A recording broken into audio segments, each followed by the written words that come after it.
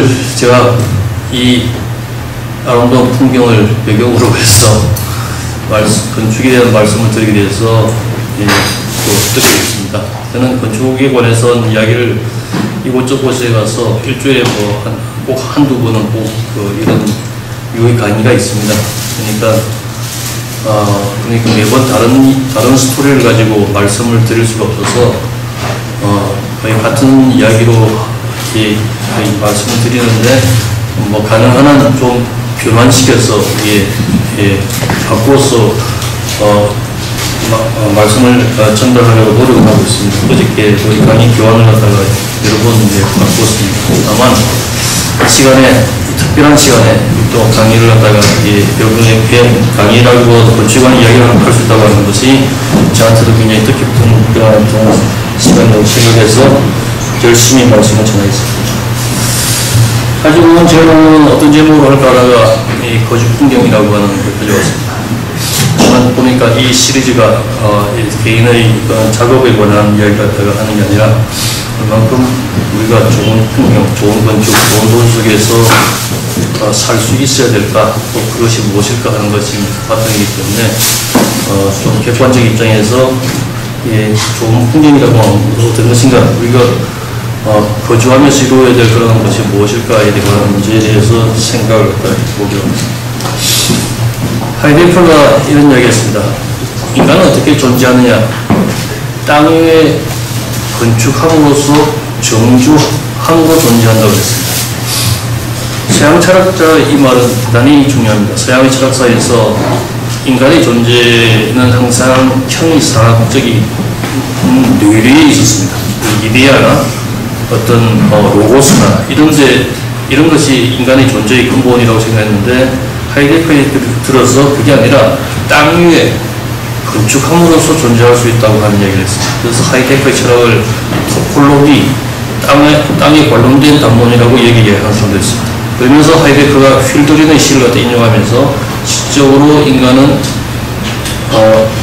거주한다고 이야기를 갖다가 끌었었는데, 이 말은 이게 낭만적으로 인간이 거주한다 이런 뜻이 아니라 시라고 하는 것이 시인이 언어라고 하는 논리적 도구를 갖다 사용해서 자기의 세계를 갖다가 구축하고자 일어나는 어떤 사회적 과정을 통해서 이루어내는 창조적 결과물이 시이기 때문에 이게 마치 집을 짓는 과정과 굉장히 유사하다고 하는 겁니다. 그래서 시적으로 인간은 거주한다고 하는 얘기를 갖다가 한 듯하고, 아무튼 하이데거, 우리 인간이 존재라고 하는 땅을 떠나서 살 수 없다고 하는 것이 하이데거의 논제입니다.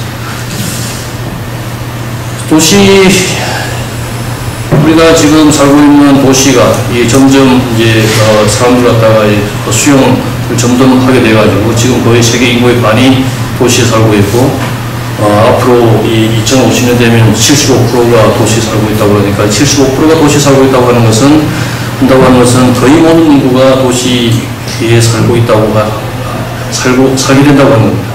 그래서 도시 문제가 아무리 탈도시를 주장한다고 하더라도 도시 문제는 궁극적으로 우리가 이 문제를 해결하지 않으면은 우리 거주의 조건에 굉장한 거주의 그런 어떤 결정적인 그런 어떤 가치 기준이 될 것이라고 하는 겁니다. 암브로지오 로렌제티라고 하는 13세기, 14기 살았던 이탈리아 화가가 시에나 시청사의 벽면에 이 그림을 그렸어요. 그러니까 이게 이제 도시를 표현한 내용이라고 하는 거죠. 왼쪽이 도시고 오른쪽이 도시 밖 농촌이라고 하는 겁니다. 도시와 농촌은 뭐부터 먼저 생겼을까? 보통 사람들이 농촌이 먼저 생겼다고 생각을 하는데 그건 오해입니다. 도시가 먼저 생깁니다. 도시가 먼저 생기고 도시의 필요에 따라서 농촌이 생깁니다. 도시가 요구하는 성품으로 농촌이 생기는데 이게 그 단지 개념입니다. 도시라고 하는 것은 두루굿이라고 하는 이 성벽 내에 있는 거니까 내에 사는 사람들은 부르주아죠. 이 부르주아의 삶이라고 하는 것은 굉장히 풍경은 건물이 많고 번잡하고 굉장히 바쁘고 그렇습니다. 성밖의 풍경은 성밖은 도시민을 위해서 존재하는 거니까 도시민이 높은 사람이 이제 사냥을 갖다가 나가기 위해서 엔터테인을 하기 위해서 이제 풍경이 등장하는데 그 길은 굉장히 또 돌이 깔려져 있고 돌 밖을 벗어나면은 이제 아주 농민들이 피땀 흘려 일하는 아주 어두침침한 분위기가 번져 있는 게 중세 사람들이 생각하는 그런 도시관이었습니다. 이 도시의 역사라고 하는 것은 역사에서 보면은 도시사, 건축사에서 보면 한 10,000년 정도의 세월이 됩니다. 예, 가장 오래된 도시의 일부가 제리코, 성경에 나오는 여리고라고 하는 지역에서 BC 9,000년에 발표된다고 그러는데 이건 아직도 이게 조사하고 있는 중이고 차탈 거의 비슷한 시기에 터키 아나톨리아 부근의 차탈 휘크라고 하는 지역에서 BC 7,500년, 8,000년경에 유구가 완연한 모습으로 발견이 되었습니다. 그래서 상상도가 이겁니다. 그러니까 그 당시 약 10,000년 전에 이 도시민들이 도시하기보다는 하나의 커뮤니티가 형성되었던 그런 풍경이건데 이는 경사진 그런 어떤 땅에 있어서 테라스하우스처럼 이렇게 되어 있고 여기서 중요한 것은 도로라고 하는 것은 별도로 없고 위에 있는 이 지붕 위가 공공 영역이고 그래서 사적 영역은 지붕 슬라브 아래에 있는 여기 있는 구멍들을 통해서 여기 이 사다리를 타고 내려가면은 이거는 이제 자기 개인 영역으로 이제 들어가게 되는 그런 공공과 개인이 그렇게 구분되는 부분이 차탈 휘크라고 하는 겁니다. 근데 이 풍경이 가만 보면은 10,000년 전의 풍경이지만 지금 우리가 어느 지역에 가면 이런 똑같은 풍경이 여전히 사람들이 거주하고 있습니다. 근데 이런 부분입니다. 산동에 있는 이런 류의 이 주거지들. 그 위에 짚으면은 그냥 공공영역이고 여기서 사다리를 타고 내려가면은 이 작은 그런 어떤 자기의 어떤 개인 마당이고 여기에 이제 집들, 방들이 다 이렇게 면해져 있고 여전히 지금도 사람들이 이렇게 거주를 하고 있다고 합니다. 도시로서의 시스템이 갖춰진 것 중에서 가장 오래됐다고 하는 게 우르라고 하는 도시입니다. 이라크에 있는 도시죠. 아브라함의 고향이기도 합니다. 여기에는 이제 왕이 있고 신전이 있고 이게 일반 하층민이 있는 이런 시스템으로 구성되어 있죠. 또 이게 보면은 이게 지구라트가 이제 허물어진 지구라트가 여기 되어 있고 옛날에 바벨탑이 이런 류의 모습 아니었을까 이렇게 추가다 하기도 하죠. 근데 관심 있는 것은 여기는 주거지역이라고 하는 부분인데 주거지역의 평면도가 발굴된 부분의 평면도를 갖다가 그려보면 이렇습니다. 저는 이 평면도를 가만히 살펴보고 깜짝 놀랍니다. 제가 이런 류의 주거지역을 설계하라 그러면 이렇게 치밀하게 공간을 갖다가 구성할 수 있을까 하는 겁니다. 그리고 이건 2층집으로 이제 흙으로 된 2층집으로 구성되어 있는 건데 보시면은 제가 이제 칠했어요. 이 한 단위 세대를 갖다가 이제 노란색, 파란색으로 다 세대별로 구분해 칠했는데 보면 크기가 다 다릅니다. 그러니까 이건 소셜 믹스가 이루어졌다고 하는 이야기입니다. 돈 많은 사람, 지체 높은 사람, 돈 없는 사람, 지체가 얕은 사람들이 모여서 살았습니다. 이 보면은 이게 이제 사별 오거리가 있는데 이거 보면 이제 집에 들어가기 전에 이제 구멍 따이겠죠. 여기서 편의점에서 물건 사와서 이제 들어가면은 이건 정상적으로 이제 굉장히 좀 중지방에 사는 거고 이런 류의 집은 꽤 이제 이 집이 크죠. 큰 집이니까 아주 대단한 큰 사람이고 이건 호위무사가 사는 집처럼 보이고 이런 류의 집들이 서로 모여 살았다고 하는 겁니다. 굉장히 치밀합니다. 이제 고민이 드는 겁니다. 이보다 더 나은 주택을 주거 공간을 갖다가 우리가 설계를 갖다가 한 적이 있을까 하는 겁니다. 아무리 많은 그런 어떤 현대 주택이라고 하더라도 이보다 나올 수가 있는가 하는 겁니다. 그런데 이집트 시대 때 쿠푸왕의 피라미드를 갖다 건설할 때 동원되었던 노동자를 위한 임시 집단 거주지의 모습입니다. 보면 굉장히 정연하게 질서를 잡아야 되니까 정연하게 이제 도로가 되어 있고 바깥은 전부 다 이제 완강한 그런 어떤 벽돌로 이제 둘러싸여서 굴도를 하게 되어 있죠. 대부분 아주 이게 이제 플라자고 이게 이제 개별 호수로 들어가는 이고 들어가면은 집들이 뭐 이게 이 현관이 있고 내부에 어떤 이게 그 중정이 있고 옆면에서 집들이 놓여져 있습니다. 저는 이게 마치 이 오르비제 로우하우스의 형식을 갖다가 저는 보는 거하고 저는 똑같아요. 현대유럽 쪽에서 특히 스위스 지방의 티치모 지방에서 현대유럽 지금도 발표되는 그런 어떤 집단 주거의 평면과 이것과 유사하지가 굉장히 유사하다고 하는 겁니다. 사실은 지금 아파트들이 로마 시대 때 있는 로마 병사들의 7층 아파트의 형식과 똑같다고 하는 사실입니다. 놀라운 것은 이 폼페이라고 하는 곳입니다. 폼페이는 로마인들 위한 이 휴양 도시로서 발전하다가 완벽한 이상 도시로서 완성을 한 곳입니다. 79년에 베수비오 화산의 폭발로 졸지에 멸망을 했지만은 이 도시의 구조를 보면은 이렇게 완벽한 구조를 가지고 있는 도시를 갖다가 지금 우리가 만들 수 있을까? 여기 보면은 이 도시를 갖다가 안전을 지키는 그런 성벽도 아주 완전하고, 그리고 주변에는 굉장히 비옥한 토지에서는 경작물, 농작물이 항상 이 도시를 갖다가 서포트하기 위한 그런 어떤 양식을 갖다 공급하고 있고, 상수도 시설은 완벽하고 하수의 시설 인프라도 완벽한데 도시 구조는 아주 치밀합니다. 보면은 이제 도시 표른이 있고 주변에 신전들이 있죠. 뭐 관과들이 있고 도로들은 직선도 있고 구부진 곳도 있고, 어떤 부분은 이런 부분에 가면 약간 풍진 곳은 청년촌도 있고 술집도 있고 요즘 현대도시에 있는 것이 다 있어요. 여기 또 도시민을 즐기기 위한 2만 명이 살았는데 여기는 뭐 앰피시아트나 뭐 이게 뭐 경기장이나 이런 것들이 뭐 즐비하고 있고 도시 곳곳에 사우나 시설들이 있어서 굉장히 매일마다 그냥 아주 릴렉스하면서 살았던 이런 도시입니다.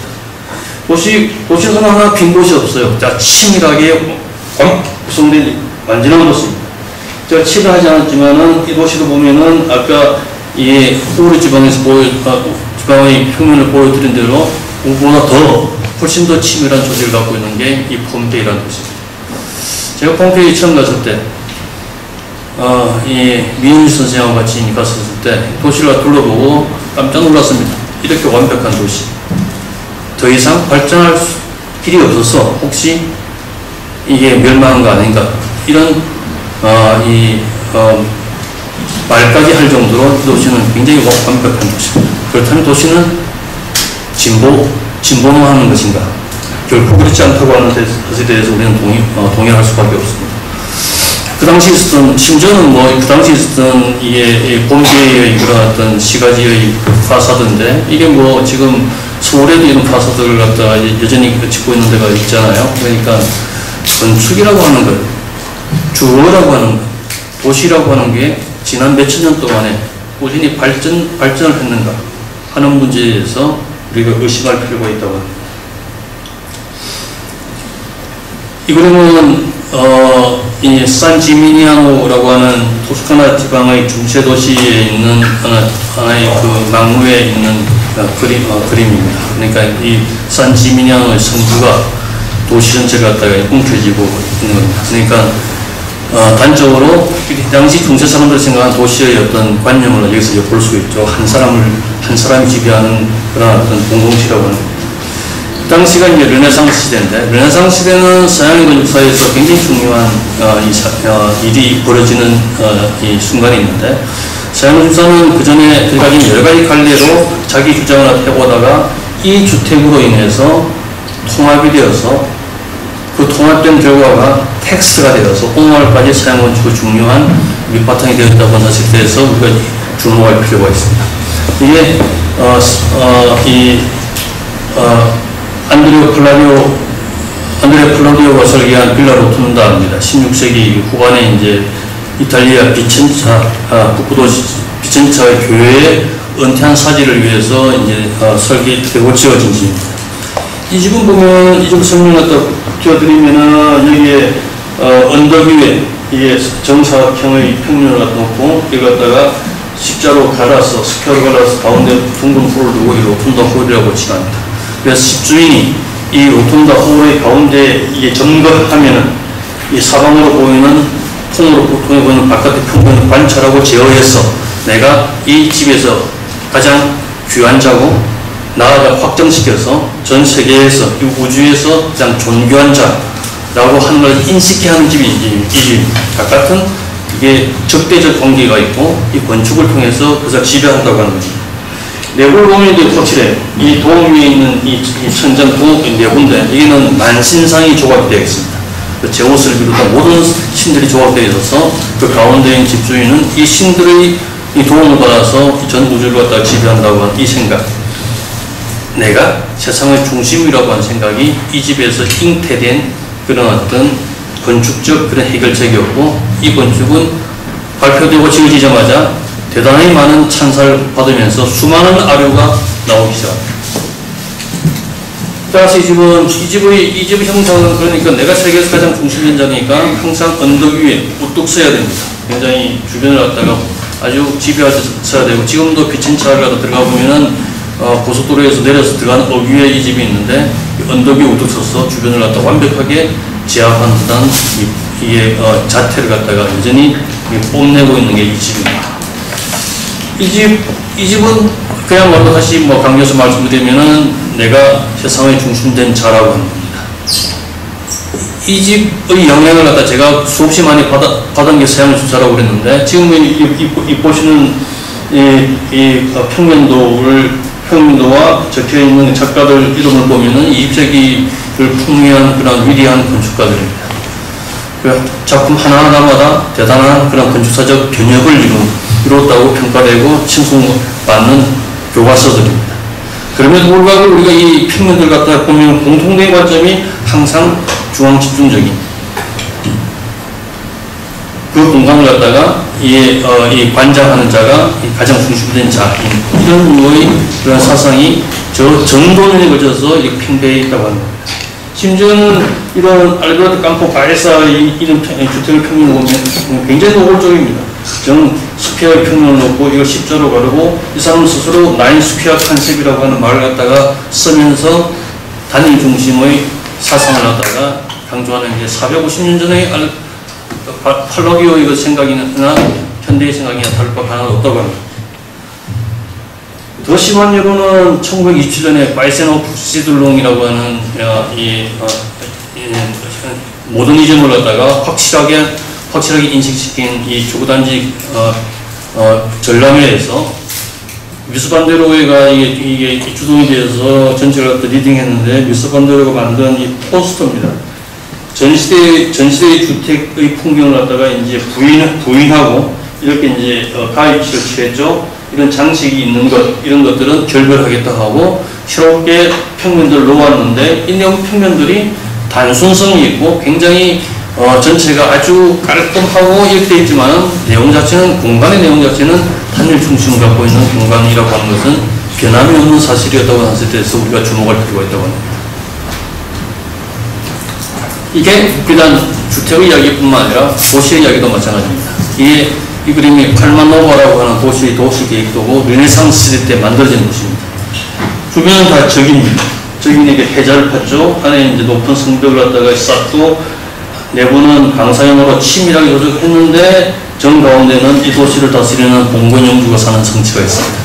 이 봉건영주의 안전이 도시 안전이고, 이 도시는 봉건영주를 위해서 전부 다 위계적으로 이렇게 배열되고 조직되는 완벽한 계급적 사회입니다. 이 도시는 이렇게 이제 완성이 이제 되었죠. 이게 근대화 과정을 거치면서 성벽은 없어졌지만 도시의 극성이 남아서 우리에게 르네상스 시대의 그런 어떤 단일 중심 사회를 갖다가 그대로 정언하고 있습니다. 문제는 이 도시가 르네상스 시대 때 이거 하나만 지어진 게 아닙니다. 이상도시라는 이름으로 유럽의 방방 곳곳에 이런 류의 도시가 다 지어져요. 이거는 하마르라고 하는 스웨덴에 있는 도시인데, 스웨덴이 이런 르네상스 시대는 변방 중에 변방이거든요. 이런 데까지 지어졌다고 하는 것은 대단히 광범위하게 이 도시가 유행처럼 번졌다고 합니다. 하나의 사건이 있었습니다. 1517년에 토마스 모어가 소설책을 하나 만들죠. 이게 유토피아라고 하는 이름의 소설입니다. 유토피아는 토마스 모어가 만든 말입니다. 그전까지는 그런 말이 없었어요. U와 토피아를 합성시켰습니다. 토피아는 토포그래피의 어원이니까 장소나 땅을 뜻합니다. 단순한데 U가 수상합니다. 이 라틴어의 근거하는데 U에 E를 붙이고 EU 혹은 O를 붙여서 OU 하면 똑같이 EU나 OU나 U로 발음되는데 뜻이 반대라고 합니다. EU는 왜 좋다라고 하는 뜻이고 OU는 no, 아니라고 하는 뜻이라고 하니까 E와 O를 빼고 U만 써서 유토피아 하면은 좋기는 좋은데 없는 거. 이게 우리가 소위 이상향으로 번역하는 유토피아입니다. 토마스 먼은 사실 유토피아를 갖다가 그 당시 있었던 르네상스인들의 그 이상도시에 관한 관념을 비판하기 위해서 이게 썼지만은 이 책이 나오는 그림이 이 그림입니다. 이게 유토피아가 그린 거겠죠. 이게 이제 현실 세계입니다. 유토피아는 섬처럼 이렇게 떨어져 있어서 이걸 출발하기 위해서는 배를 타고 올 수밖에 없습니다. 들어가려고 하니까 한 군데밖에 입구가 없어요. 보면은 이 감시망루가 굉장히 이제 뭐 이게 있고 겨우 헤쳐서 들어가면은 안에 또 해저가 있는데 곳곳이 감시망루가 있습니다. 여기 갖다 겨우 들어가면은 맨 안에는 중심에는 이 유토피아를 다스리는 봉건 영주가 사는 성취가 있는 도시. 이게 유럽인들이 희구한 그런 어떤 이상도시, 이상향, 유토피아라고 하는 내용이었다고 합니다. 실제로 이 내용은 유럽인들에게, 르네상스인들에게 대단한 그런 인기가 있어서 수없이 많은 유토피아적 도시계획도들이 발표되고 실제로 이것들이 실현됩니다. 보시는 게 다 실현된 그런 도시계획도들인데 다 공통점이 있죠. 굉장히 이제 완강한 벽체로 두 변을 갖다가 이제 둘러싸고 내부는 치밀한 조직으로 이게 뭐 방사형이든 그리드를 만들어서 맨 가운데는 이 도시를 다스리는 봉건영주가 사는 완벽한 단일 중심의 체제를 갖추는 게 이 유토피아라고 합니다. 이 그림이 또 하나 다른 특징이 있습니다. 대단히 기하학적입니다. 기하라고 하는 것은 일반적으로 인간의 머리에서 비롯되는 도형입니다. 다이아그램입니다. 그러니까 이 사람들은 자기 도시를 만들 때 먼저 머리에서 생각을 하고 이 도시를 만들기 위해서 땅을 찾아놨습니다. 땅을 보고 도시를 만드는 게 아니라고 하는 겁니다. 머리에서 먼저 그려고 도시를 찾아놨으니까 이런 기하학적 도형의 도시를 갖다가 실제로 만들기 위해서는 산이 있는 곳은 불가능합니다. 그러니까 평지에 펼칠 수밖에 없어서 르네상스 시대 때 만들어진 계획도시는 죄다 평지에 만들어진 도시입니다. 산지에 만들어진 도시도 있죠. 그 도시는 자연 발생적으로 생긴 도시거나 아니면 특별한 군사 방어를 목적으로 만든 도시 외에는 유럽의 도시는 죄다 평지에 만들어진 도시라고 하는 것을 우리가 상기할 때 유럽 도시를 만드는 근본과 산이 70% 이상이고 평지는 농지로 항상 써야 됐던 우리의 도시 만들기와는 근본적으로 발상의 그런 어떤 연유가 틀리다고 하는 사실에 대해서 우리는 반드시 주목할 필요가 있다고 하는 겁니다.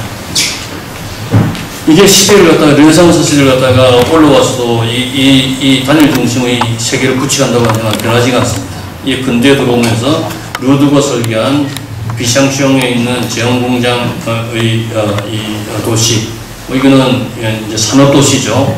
하지만은 가운데 이 도시를 다스리는 충독의 주택이 있고 옆에 공장들이 있고 노동자들 기숙사가 있는 게 완벽하게 감시 체제를 갖다가 동원하는 그런 지금 도시입니다. 그 반만 완성돼가지고 프랑스 혁명 이후에 이거는 이제 완성되지 못했죠.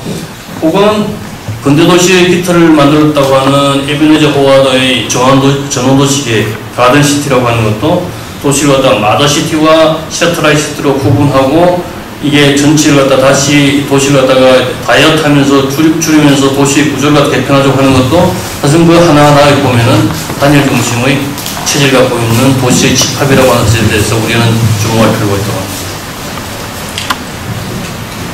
현재로 왔어요. 오르비제가 이 그린 도시계획입니다. 이 그림은 지금 우리가 뭐 이게 일반 사람들 보기에는 아무 감동이 없죠. 이게 뭐 고소형을 하나만 있으면 현대 아파트를 선전하는 의미가 없지만은 이 그림이 무려 1924년에 발표된 파리를 갖다 재건하기 위한 그림이라고 하는 걸 상대해 보면은 특히 그 당시 파리의 도시 풍경을 갖다가 아실 수가 있으면 이거는 정말 혁명적인 그림입니다.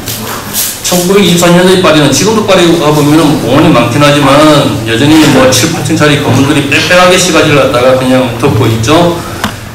1924년은 훨씬 더했습니다. 도시로 인구가 집중되니까 스모그는 뭐 꽉 끼어 있고 햇빛과 이 햇빛은 비춰지지도 않고 바람도 불지도 않고 공기는 탁하고 또 거리에는 오물로 넘쳐나던 그런 풍경인데 이걸 다 허물고 건물을 갖다가 건폐율을 작게 하고 용적률을 크게 해서 이런 빈 곳을 많이 만들고 빈 곳에 녹지를 많이 심고 교외에서나 즐길 수 있는 피크닉도 도시 내에서 들어오게 하자. 이게 우리의 새로운 도시라고 이 주장을 갖다가 하면서 1924년에 파리를 개조하는 계획을 발표합니다. 파리 시가지가 이렇게 거미줄망 이런 입성 꽉 차여져 있는데 이걸 지우개로 지우고 여기에 고층 아파트를 세워서 이렇게 만들자고 하는 계획이고 실제로 이것은 제안이 되었습니다. 이게 시대섬이고 이 세네강이고 우르 궁전이 여기 있습니다. 지금 아마 이게 뽕비도 센터가 아마 2.5대 이거 있겠죠. 이 내부를 갖다가 이런 도시망을 갖다가 싹 지우고 이렇게 이제 고층화시켜서 300만 명이 살게 하려는 부화생 계획을 갖다가 발표를 합니다. 이거는 물론 이거는 시행이 되지 않고 다큐멘터로만 남는데 이 꼬르비제의 이 마스터 플랜에 관한 비전은 엄청나게 많은 사람들에게 감동을 주고 좋고 새로운 도시, 새로운 시대에 나갈 방향이라고 모두 생각해서 신도시가 건설될 때마다 꼬르비제의 이론이 중요한 텍스트로 등장합니다. 신도시, 이게 생드린이라고 하는 파리에 붙어 있는 도시입니다. 꼬르비제가 직접 설계를 갖다가 한 도시고 옆에 있는 게 이제 우리 분당의 도시입니다. 요즘 우리가 보는 도시 계획도들의 모습이 다 이 모양입니다. 이 모양은 공통적인 특징이 있습니다. 이게 우선 지도가 이 색깔로 이제 칠해집니다. 빨간색, 노란색, 파란색 이런 게 이제 무슨 이 지도가 예쁘다고 칠하는 게 아니죠. 대단한 의미가 있죠. 이 빨간색은 상업지구고 노란색은 주거지구고 보라색은 공업지구가 돼가지고 이 색이 칠해지는 순간 용적률 건폐율이 이제 매겨지니까 땅값이 굉장히 차이가 납니다. 토지를 철저히 등급화시키는 거예요. 그리고 그뿐만 아니라 이게 도로도 꼬르비제 이론에 따르면 V1부터 V7까지 고속도로, 자동차 전용도로, 간선도로, 분선도로, 직결도로 등등 골목거리까지 도로의 폭을 제한을 두고 도로 지나는 차량의 속도 제한을 두고 도로변에 짓는 건물의 수조와 종류와 높이까지 제한을 둬서 이걸 어기면 페널티 물리하는 철저히 계급적 조직으로 만듭니다. 뿐만 아니라 도시 구조도 도심이 있고 부도심이 있고 변두리가 있죠. 이걸 철저히 위계화시켜서 변두리에 사는 사람은 도심에 들어오면은 굉장히 주눅들어 보이고 뭐 가진 사람도 가진 게 없으면서도 중앙 상업시설에 사는 사람은 변두리가 우쭐나 보이게 하는 이런 계급적 사회를 잉태시킨 게 이 마스터 플랜에서 이거한 도시계획의 내용이었습니다. 물론 이 시대는 모더니즘의 시대라서 인간의 이성과 합리가 최고의 가치였고 이거 통계적 수치에 의해서 모든 걸 재단하고 분리하고 계열화시키는 것이 화학적인 방법이라고 해서 행해졌던 그런 어떤 시대적 추세였던 건 틀림없습니다. 그렇지만 이렇게 위해서 만들어진 도시가 성공했느냐? 많은 도시사회학자들이 이 도시에 대해서 이 실패에 대해서 실패를 예견하기도 하고 실패된 사건에 대해서 비판을 하기도 합니다. 그 중에 한 예가 1957년에 건설된 프루트 이고라고 하는 주거단지였죠. 센트루이스 지방의 센트루이스에서 전쟁 영웅의 이름을 따서 33동의 11층짜리 아파트가 건립됩니다.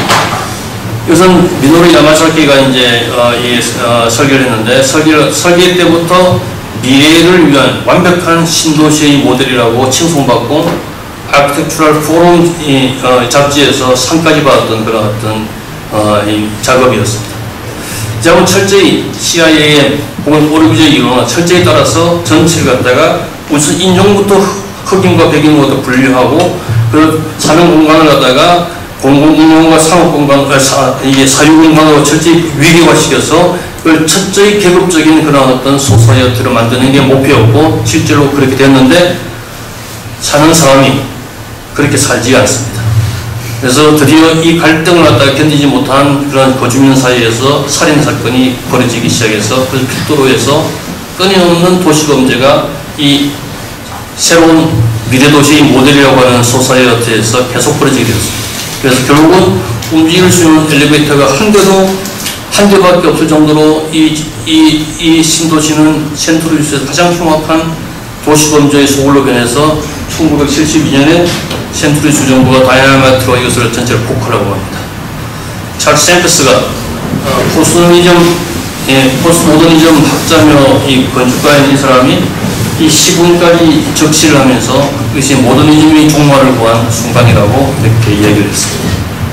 더 이상 마스터 플랜은 더 이상 유효하지 않게 되었다고 합니다. 서양 사람들은 그 마스터 플랜을 다 폐기하고 말았습니다. 문제는 우리 땅입니다. 서양에서는 폐기된 이 마스터 플랜이 우리 땅에 이제 들어오기 시작한 거죠. 같은 서울의 지도인데 그림 방법이 달라졌습니다. 100년 만에 완벽하게 달라졌습니다. 왼쪽은 19세기 지도고 오른쪽은 20세기 서울의 지도입니다. 같은 땅인데 보는 눈이 다릅니다. 왼쪽은 산이 있고 물이 있고 양지바는 터져서 대단히 평화로운 풍경을 갖다가 상상을 쉽게 할 수가 있습니다. 반면 오른쪽은 그림은 우리가 눈에 좀 익숙하지만 사실은 이건 정말 생경한 그림입니다. 여기는 산도 그려져 있지도 않고 물길도 없습니다. 그냥 땅이 이게 빨갛고 노랗고 파란 그런 색깔로 용도로 이게 구분되었을 뿐이고 이 안에 있는 붉은 선들은 사람이라는 길이라기보다는 제호가 유통되는 경로라서 뭔가 불순한 음모, 우순한 어떤 작전이 그냥 잔뜩 도사리고 있는 듯한 그런 전쟁터로 저는 그렇게 느낀다면 제가 너무 과민한지도 모릅니다. 실제로 이 동지도에서 만들어진 풍경이 이렇습니다.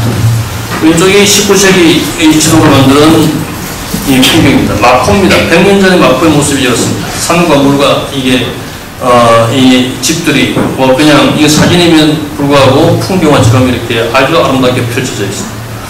오른쪽이 우리가 지금 있는 이 대학로죠. 지금은 이 사진이 오래전 사진이라서 이 아파트는 다 없어졌는데 보시면은 이런 풍경은 지금 이 대학로가 아니라도 서울의 곳곳에 아직도 여전히 이렇게 흔합니다. 이게 이 서민 아파트가 둘져 있고 여기 이제 이 단독주택 분들이 이렇게 모여져 있고 여기 북쪽 불명의 도시 건축들이 이렇게 이제 밑에 있습니다. 적어도 이 세 개의 집단이 서로 대화를 갖다가 할 수 없는 전선의 모형을 형성하고 그냥 갈등과 대립을 하고 있다고 하는 사실이에요. 우리가 지금 흔히 보고 있는 우리 서울의 도시 풍경입니다. 우리 사회가 왜 이렇게 대립과 갈등이 요즘 많을까? 저는 지난 시대 우리가 만들어 온 이런 유의 도시 구조에 대부분이 기인한다고 저는 확신을 하고 있습니다. 옛날에 우리 도시 풍경이 이랬는데 이것은 소위 모여 사는 리빙 투게더의 모습입니다. 여기는 떨어져 사는 동네라고 하는 것은 여전히 땅은 존속할지 몰라도 옛날처럼 모여 사는 곳이 아닌 붙어 살 뿐인 그런 어떤 동네로 대부분 말했다고 합니다. 집이라고 하는 것은 이런 윤리적 관계가 아니고 이런 미학적 관계에 천착해 있는 게 우리의 거주 풍경이 되고 말았다고 합니다. 제가 제 이름으로 건축을 하면서 처음 만든 이 건축이 이 수졸 땅이라고 합니다. 무려 이제 20년 전에 1993년도에 이제 실제로 지어졌으니까 딱 20년 전이네요. 전에 이런 류의 주택 말고, 그러니까 이제 보시는 이런, 이게 이 주택이 60년대 말 70년대 전부터 강타한 비둘기집, 불란서 미니 2층집의 이름의 그 집입니다. 이게 그 당시 이게 남진의 노래 저 푸른 초원에 그림 같은 집을 짓고 이런 유행곡을 이름 잘 모르시죠? 전날을 갖다 강타한 그런 어떤 노래인데 그 노래에 힘입어가지고 사람들이 전부 다 그림 같은 집을 짓기를 원했어요. 그래서 이런 달력에 나오는 이 프랑스 집이 프랑스는 있지도 않죠. 근데 프랑스까지 있다고 이렇게 이게 짓기 시작했어요. 그러니까 이런 집을 지으면서 어떤 유의 집을 짓냐면은 이런 유의 집을 짓는 겁니다. 이게 실제로 된 집이죠. 그러니까 저 푸른 초원에 살고 싶어서 마당에다가 이제 그냥 잔디를 깝니다. 우리 옛집은 마당에 잔디를 안 깔죠. 마스토만 있는데 깔고 이 그림 같은 이 집을, 달력에 놓은 집을 짓습니다. 그래서 한평생 살고 싶어서 담장 두르고 위에 이제 철조망 그리고 병조각 이렇게 꼽아가지고 요즘 보면 CCTV로 이제 바뀌었는데 이렇게 이제 하는 바람에 옆집과는 완벽하게 차단되고 모여 살지 않고 붙어 살 뿐인 그런 류의 동네 구조로 변했습니다. 이 집은 원래 이 자리였는데 건축주인 유동준 교수가 자기 아버지하고 같이 살기 위해서 아버지의 퇴직금으로 이제 지어야 됐던 집입니다. 원래는 지금 뭐 이 양반이 뭐 책이 뭐 300만 권인가 뭔가 걸려가지고 거부가 되어가지고 이런 류의 집을 하지 요즘은 뭐 이게 짓지는 않을 건데 그 당시에는 돈이 없어서 이제 이 집이 완성되는 날 나의 문화유산다사학이 첫 번이 나왔어요. 이 집 살면서 이제 부자도 되고 장관도 되었으니까 지금 복집이 된 집인데 아무튼 제가 주장한 바로는 왜 이렇게 그 주택이 우리의 고유한 가치들을 갖다가 이렇게 송수들이 잊어버리고 이런 류의 풍경적 삶을 살까 해서 만든 게 이슈였던 거예요. 그래서 70평의 땅이지만 공간이 이제 내부에 이 세 개의 그런 어떤 마당들이 있고 이 마당을 중심으로 해서 될 수 있는 방과 방 사이는 떨어뜨려서 좀 더 불편하게 만들고 심지어는 이 문간방에서 들어가려고 하는 신발을 갖다가 버스에 출입할 수 있는 이런 류의 그런 불편한 삶 그리고 지난 모더니즘 시대 때 강조했던 기능적인 주택이 아니라 반기능적인 주택을 갖다가 구축하는 게 목표였습니다. 그래서 이 집은 지어졌고 많은 여러 사람들의 좋은 평을 받아서 그 당시 설계비도 제대로 못 받았는데 이 건축 때문에 받은 상금의 액수가 설계비보다 훨씬 더 많습니다. 르네상스 얘기를 조금만 더 드리면 르네상스는 서양 문화사에서 굉장히 중요한 시대죠. 여러 가지 세계를 보는 방법이 르네상스 때 확실해지는데 그 중에 하나가 투시도법에 관한 얘기입니다. 투시도법은 원래 있었던 그림 그리는 방법이 아니라 르네상스인들이 만들었습니다. 그 대표적인 사람이 이 브루넬레스키 이 피렌체의 성모 마리아 도움을 갖다가 설계한 브루넬레스키가 이제 이 투시도법을 갖다가 완성하다 시킵니다. 그림이라고 하는 것은 세상을 보는 방법이 그림입니다. 투시도법을 갖다가 우리가 이해를 하면은 투시도법을 만든 사람 그리고 그 시대의 사람들이 어떻게 세상을 갖다가 봤는지가 우리가 알 수가 있다고 하는 겁니다. 존 버즈라고 하는 영국의 문화평론가가 있죠. 이 사람이 Ways of Seeing이라고 하는 책을 하나 쓰면서 사물을 보는 법이라고 번역할 수가 있는데 맨 거의 그 첫머리에 우리가 투시도법에 익숙해지면서 우리가 사물을 얼마큼 왜곡하게 쳐다보았는가 여기서부터 우리가 사물을 보는 방법을 수정할 필요가 있다고 할 정도로 투시도법이라고 하는 것은 서양 사람들에게 심지어는 우리들에게까지 굉장히 깊이 각인 세상을 보는 방법을 갖다가 조작한 그런 어떤 법이라고 하는 것. 그러니까 우리가 알면서 보면은 아마 달리 보일 겁니다. 이게 투시도법을 그린 그림입니다. 여기 한 사람이 서 있죠. 이게 SP점, 스탠딩 포인트에 서 있는 사람인데 이 사람의 눈으로 이 공간의 모든 선들이 소실돼서 봅니다. 이 공간의 앵글은 이거 하나만 있는 게 아닙니다. 여러 가지 다른 앵글이 있을 수 있습니다. 수없이 많은 다른 앵글이 있을 수 있는데 이 앵글만은 이 사람만이 볼 수가 있는 앵글이라고 합니다. 따라서 이 그림은 이 사람만 볼 수 있는 세계, 남하고 공유하기 싫은 세계를 갖다 표현하는 게 투시도법입니다. 오른쪽에 있는 게 라파엘로가 그린 아테네 학당입니다. 이게 한 사람이 그려져 있지는 않지만 이 사람의 눈으로 이 모든 선들이 소실되어 들어와서 이 사람만 볼 수 있는 세계를 표현하는 게 투시도법입니다. 남하고 공유하기 싫은 것. 이게 서양들이 세계를 보는 방법이라고 합니다. 남은 혼자서 세상을 다 지배하겠다고 하는 생각이 이런 유의 그림 그리는 방법을 만듭니다. 그렇다면 어떤 다른 그림법이 있을까 궁금해지는데 다행히 우리 선조 중에 한 사람이 이걸 갖다가 이게 다른 그림을 한번 보였습니다. 민화입니다. 이 책거리라고 하는 민화인데 8칸의 책장을 갖다 그린 그림입니다. 19세기에 그린 그림인데 이 그림은 투시도법에 익숙한 사람을 보면 이상합니다. 한 점으로 모든 것들이 하나의 어떤 공간이니까 한 점으로 모든 이 선들이 소실되어 들어와 있는데 각 칸마다 자기의 소실점이 다 따로 있습니다. 그뿐만 아니라 이 칸에 놓인 사물은 이 공간의 소실점을 따라가지 않고 자기의 소실점으로 죄다 향해 가고 있습니다. 그러니까 한마디로 얘기하면 콩가루 집안이고 이건 전혀 통제될 수 없는 그런 어떤 그런 색입니다. 그림이라고 하는 것은 그림 그리는 사람이 세계를 보는 방법을 그린 것이 그림이라고 제가 말씀드렸습니다. 그렇다 그러면 이 그림을 그린 사람은 세계에는 중심이 하나만 있는 게 아니라고 하는 걸 믿는 사람입니다. 모든 공간과 모든 사물이 자기의 중심을 다 갖고 있다고 하는 걸 믿지 않으면 결단코 이렇게 그림을 그릴 수가 없습니다. 저는 오래전에 이 그림을 갖다가 보면서 깜짝 놀랐고, 그리고 오랜 시간을 갖다가 제가 생각해야만 됐습니다. 이 그림을 그리는 이 사람이 믿는 사회는 단일 중심의 봉건체제를 믿는 사람이 아니라 우리 모두가 시민, 국민 모두가 주인이 되는 다원적 민주주의 체제를 갖다 믿는 사람이라고 이게 저는 이 해석을 갖다 하기 이르렀고, 이것이 우리가 사는 도시와 건축의 차원까지 우리가 올라가야 된다고, 바뀌어야 된다고 하는 겁니다. 실제로 우리가 서양 사람들이 가르쳐주는 도시관, 건축관에 굉장히 많이 사로잡혀서 그렇지, 실제로 서양 사람의 관념을 떠나면 세계는 고처에 이런 류의 실제의 거주 풍경이 있다고 하는 겁니다. 제3세계의 거주 풍경입니다. 이 대표적인 게 이게 이슬람 세계입니다. 모로코에 있는 말라케시라고 하는 도시의 그 항공사진이죠. 부분적입니다. 부분적이지만 전체를 다 봐도 다 똑같은 구조를 갖고 있습니다.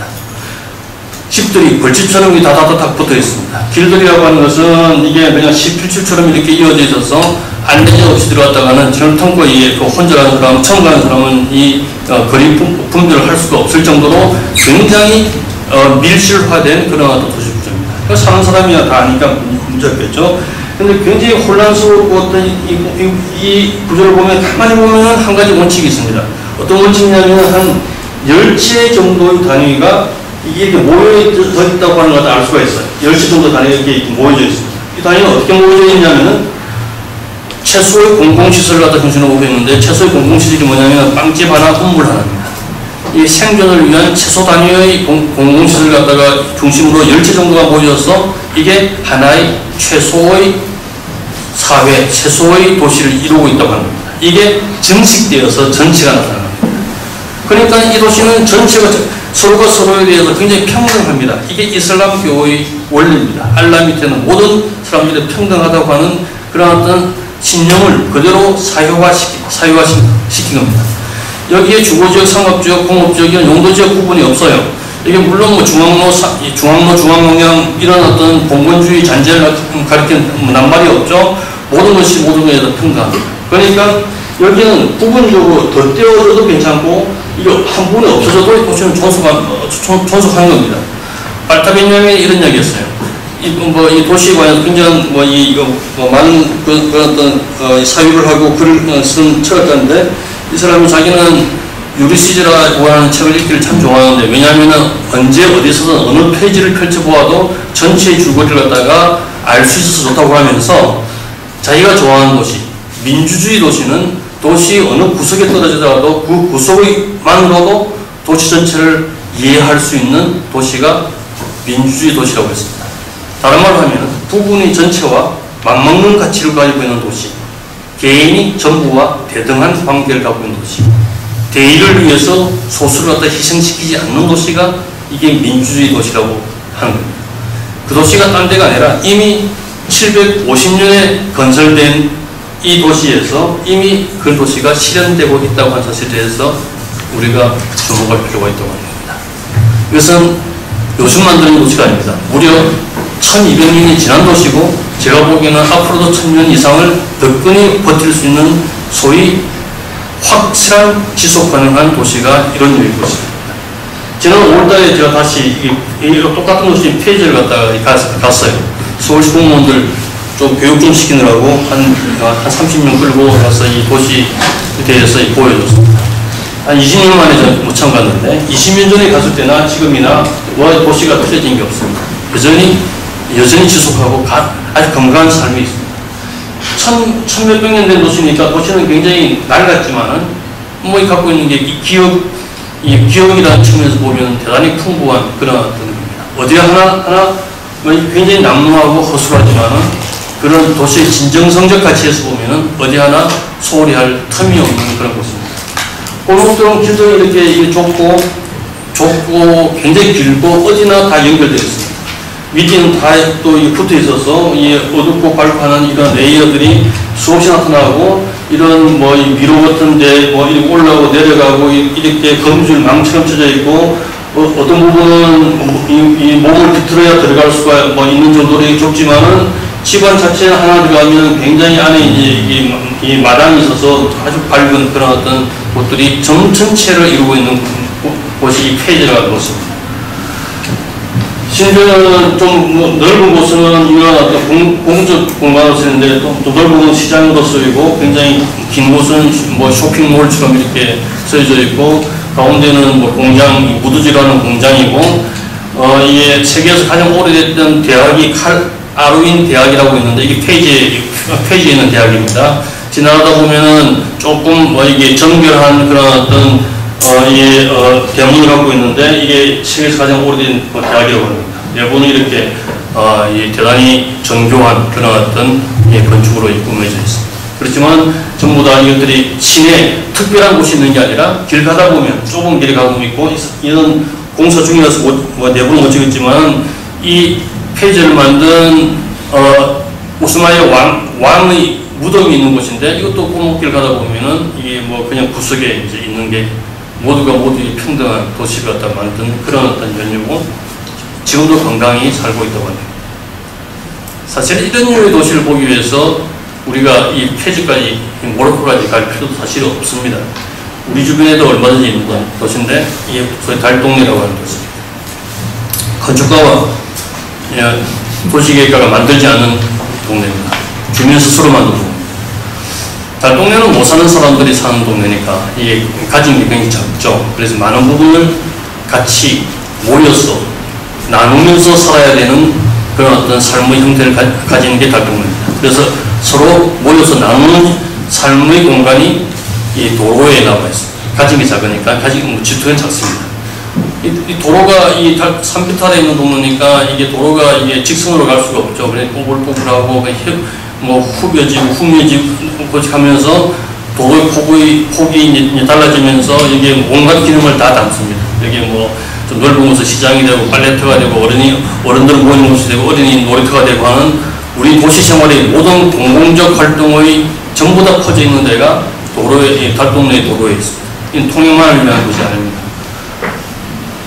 저는 여기에 우리 건축의 사실은 진실이 있다고 봐서 제 건축을 갖다가 혼자 건축을 갖다가 제 승효상 건축을 하겠다고 이제 선언하고 제 사무실을 갖다가 열었을 때 1989년에 그때 방황을 갈 때 제가 이 공간에서 15년을 갖다 있었으니까 김수근 선생님 이 문화에서 있으면서 김수근 건축에서 충분히 쇠뇌가 되어 있을 때 김수근 건축이 진실이라고 믿었는데 이 선생님이 안 계신 마당에서 제가 그 진실을 찾을 수가 없을 때 승효상 건축을 갖다가 이제 찾아야만 될 때 우연히 이 달동네를 지나가다가 이 공공 영역에서 펼쳐져 있는 건축적 진실에 대해서 엄청나게 감동을 받고 서울에 있는 달동네랑 다 다니면서 그걸 모아서 빈자의 이야기라고 책을 내고 제 건축을 화두로 삼겠다고 하고 지금까지 그걸 지키고 있습니다. 물론 이 달동네는 시설이 굉장히 열악하고 굉장히 위험해서 재개발대회가 마땅합니다. 그렇지만 재개발되더라도 이 달동네가 갖고 있는 건축적 진실을 유지하면서 할 수가 있는데 우리의 그런 어떤 천민자고는 그것을 갖다가 용납하지 않습니다. 이 오른쪽에 있는 게 이 산토리니 동네 풍경입니다. 하늘 아래 가장 아름다운 동네라고 칭함받으면서 오늘날도 매년 수십만 명의 관광객을 갖다가 모은 곳입니다. 이 구조나 난 다를 바가 하나도 없다고 하는 겁니다. 제가 눈 오는 날 올라서 찍었어야 이게 증명을 할 수 있는데 이 산토리니 동네가 아름다운 이유가 아랫집의 지붕이 윗집의 테라스가 되고 옆집과 같이 공유하고 있고 길들이 어린아이들이 노는 놀이터며 마을이 공동성이 가는 그런 어떤 공공영역이라서 이렇게 모여 사는 삶의 아름다움이 흰색 대리석 가루를 갖다가 이게 치장으로 나타나서 아름답다고 하는 겁니다. 실제로 내골 보면은 이게 달동네 골목이고 산토리니 골목길인데 이게 뭐 다를 바가 하나도 없는 거죠. 훨씬 더 이미 거주하는 사람은 없어지고 관광객만 들끓는 이런 동네보다도 여전히 거주하고 있는 진정성이 있는 이런 동네가 저는 훨씬 더 아름답다고 주장을 하고 있는데, 이 동네는 제가 참 좋아했던 이 금호동 달동네는 이렇게 이제 붉은 깃발이 꼽히더니 바로 이 장소가 어떻게 변했냐면 이렇게 변했습니다. 이거는 건축이 아닙니다. 이거는 이제 어떻게 생각하면은 범죄고 우리 공동체에 가해진 테러라고 저는 그렇게 이야기하고 싶습니다. 2000년에 21세기가 되면서 베니스 비엔날레가 새로운 표제를 내걸었습니다. 덜 미학적인 것이 더 윤리적이다. 그런 표제였습니다. 저도 초청을 받아서 보였는데 좀 마음이 찜찜했습니다. 왜냐하면 윤리라고 하는 단어 때문이었습니다. ethics. 제가 아는 서양의 철학사, 서양의 문화사, 뭐 적어도 서양 건축사는 책을 펼쳐보면 윤리라는 단어는 찾아볼 수 없는 단어입니다. 처음부터 끝까지가 미학의 열거입니다. 건물들, 기념물, 망장들의 양식, 크기, 재료 이런 등등의 대한 나열이지 남하고 나하고의 관계를 갖다 설명한 그 대목이 서양 건축사에서는 한 줄로 찾아볼 수 없습니다. 그런데 그런 미학의 한계를 절감한 그런 서양인들이 21세기를 맞으면서 탈출구로 윤리를 들고 나왔다고 하는 겁니다. 윤리는 우리 선조들의 이야기입니다.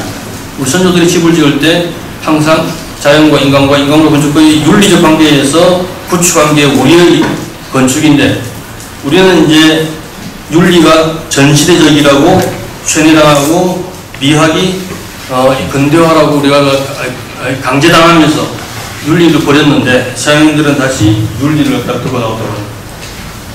건축이라고 하는 것은 일본 사람들이 만든 말이죠. 우리가 만든 말이 아닙니다. 이 조가란 말을 원래 이 사람들이 썼는데, 이 명치시대 때부터 새로운 문물이 들어오니까 이걸 갖다가 조가란 말이 안 어울린 듯 해서 이 건축이라는 말을 썼는데, 저는 건축이라는 말이 좋지가 않아요. 뜻이 세월 근자, 쌓을 축자니까 이건 물리적 운동에 관한 단어와 다름이 없습니다. 전혀 아무 내용이 없어요. 영어로는 아키텍처라고 그러죠. 으뜸이라고 하는 아크와 테크놀로지가 어원이 된 기술, 학문이라고 하는 뜻이 붙었으니까 아키텍처를 우리말로 번역하면은 원학, 으뜸이 되는 기술, 이렇게 번역에 마땅하고, 건축가를 가리키는 게 이제 아키텍트를 A를 대문자로 쓰고 정관사를 붙이면 D 아키텍트 하면은 영어 성경에는 조물주 하나님으로 나오니까, 서양 사람들은 워낙 건축이라고 하는 직능이 위대한 것이라고 원력 따랐는데 건축이 뭐라고 하는 말은 잘 안 나와 있어요. 중국 사람들도 요즘 채식머리 없이 이제 일본 사람들이 만든 단어 건축을 쓰는데 원래는 영조라고 썼습니다. 각골영자 만들줬자니까 훨씬 더 뜻이 또 거하죠. 우리도 조선시대까지는 따라서 영조라고 썼습니다. 근데 세계의 건축을 가리키는 굉장히 많은 말들이 있는데 그 중에 가장 좋은 말이 우리말입니다. 짓다라고 하는 말입니다. 건축은 세우는 게 아니고 짓는 겁니다. 집은 집짓기라고 얘기하지 집 세우기라고 하지 않습니다. 짓다라고 하는 것은 시를 짓거나 밥을 짓거나 농사를 짓거나 옷을 지을 때 짓다라고 말씀입니다. 그러니까 어떤 사람이 어떤 재료를 가지고 자기 솜씨, 자기 이념과 사상을 집어넣어서 솜씨를 통해서 전혀 다른 물체로 창조해내는 걸 갖다가 짓다라고 하는 거 보면은 건축이라고 하는 건 대단한 사유 과정의 어떤 결과라고 하는 겁니다. 윈스턴 처칠이 1960년에 타임즈 인터뷰하면서 이런 이야기 하죠. 우리가 건축을 만들지만 그 건축이 다시 우리를 만든다. 저는 이 어귀를 발견하고 제가 건축이 우리를 바꾼다고 저는 주장하고 있었는데, 대단히 이 말에 부합하는 말을 윈스턴 처칠이 했다고 하는 사실을 듣고 굉장히 놀랐습니다. 정말 일개 군인이고 정치가가 이렇게 건축을 적확한 말을 할 수 있을까? 그래서 이 말을 그 다음에 쓰는데, 요새 보니까 교보가 우리가 책을 만들고 책이 우리를 만든다고 따라 쓰더라고요. 이 말이 도는데 조금 시간이 걸렸지만, 그 말도 나쁜 이야기는 아니라서 그냥 그냥 웃고 있습니다. 건축은 우리를 바꿉니다. 확실히 바꿉니다. 누구가 오래 살면 닮아간다고 하는 것도 반드시 건축 때문에 같은 공간 속에서 살기 때문에 닿는 거라고 저는 믿고 있습니다. 다른 공간에 살던 사람이 한 공간에 살게 되면서 그 공간에 적응하게 되고 그런 행동도 바뀌고 이 규칙도 바뀌고 습관도 바뀌고 생각도 바뀌고 언어도 바뀌어서 나중에는 결국은 한 공간에서 같이 오래 사는 부분은 반드시 닮아 있습니다. 수도하고자 하는 사람이 산골에 있는 작은 암장을 굳이 가서 수도하겠다고 하는 것도 그 작고 건박한 공간이 자기를 번뇌에서 구제해 주리라고 믿기 때문에 건축을 바꿉니다. 다만 이게 오래 걸리고 늦어서 그렇습니다. 그러니까 이런 얘기가 가능합니다. 좋은 건축 속에서 오래 살면 사람이 좋게 되고 나쁜 건축 속에서 살면 나쁘게 되기 마련이라고 합니다. 따라서 건축이라고 하는 것은 대단히 우리의 인간의 존엄성을 좌지우지하는 거라서 굉장히 중요합니다. 따라서 건축을 가지고 희롱하거나 옹락하거나 건축을 가지고 축제의 수단으로 삼거나 건축을 부동산으로 여기는 사람은 어떻게 생각하면 죄악일 수밖에 없습니다. 이것은 우리 인간의 존엄성에 대한 모독으로 직결되기 때문에 그렇습니다.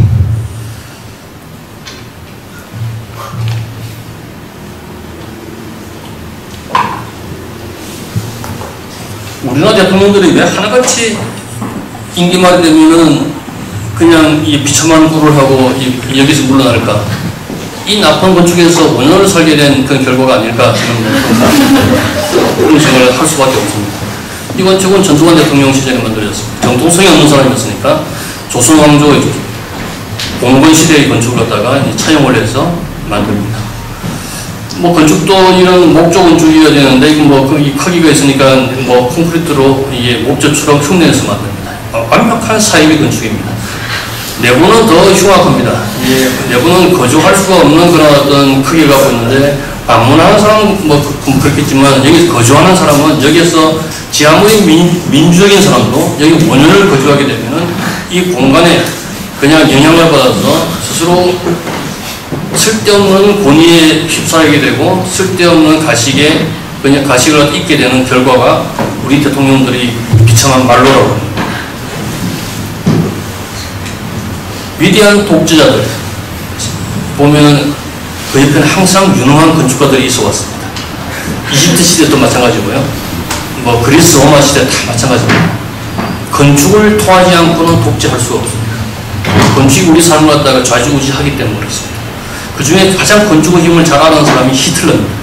히틀러는 사실은 비엔나 응용미술대학 건축과에 시험을 쳐가지고 3번을 낙방하는 바람에 좌절해서 군대 가서 이 전쟁을 일으키고 이제 이 사람이 건축가가 되었으면 세계가 전혀 틀어졌을 거라고 저는 믿고 있는데 히틀러의 스케치를 보면 굉장히 정교합니다.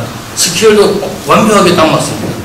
그 옆에 있는 히틀러가 권제에 올랐을 때 오자마자 건축의 힘을 아니까 그 당시에 베를린에서 가장 유능했던 알프레드 슈페어라고 하는 건축가를 갖다가 이제 기용을 해서 최측근으로 샀는데 이 슈페어가 이제 이 전범 재판을 잡고 20년 동안 복역을 하고 나서 이 감옥에서 쓴 책이 증언이라고 하는 이름으로 이제 나와 있는데 그 책을 보면 히틀러의 스케치가 막 담겨져 있어요.